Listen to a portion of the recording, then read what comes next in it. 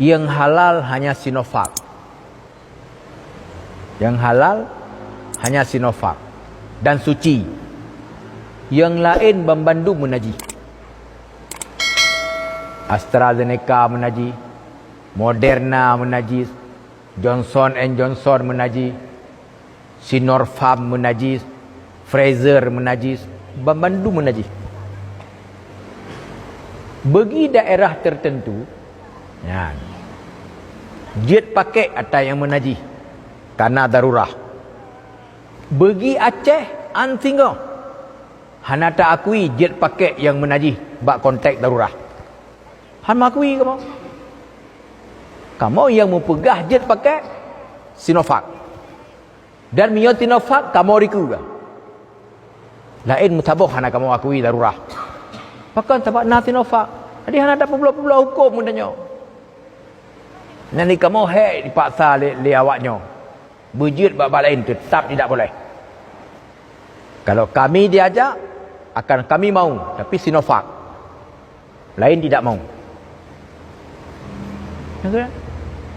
Kadang-kadang hukum bak draw dia. Kamu hana menerima bahawa darurah yang vaksin untuk kontak Aceh. Bak lain bisa saja darurah. Tapi untuk kontak Aceh, hana terima darurah yang kan Sinovac. Sinovac kan darurah sebab halu. Ani orang yang mentang kamu perhatian hukumnya. Padahal di ruut-ruut tu dah awak baju hijau, baju kuning yang kepruk-kepruk tu. Timban kan mangat. Ilun ti orang merutar dengan awaknya. Anu orang yang mentang lu perhatian. Atas Sinovac kami di depan. Yang lain kami tidak mau. Anu orang yang mentang lu keur dengan. Walaupun keun le dakwayan.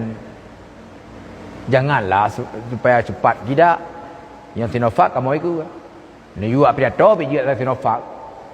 Tapi yang lain lagi abah. Hanya kiban kalian pada perhatian hukum. Jadi kan dah puplu-puplu nunggu. Anak. Karena Sinovac kalau yang periksa dia awak MUI ke di China, hala dan suci, ya silakan. Dapat teh.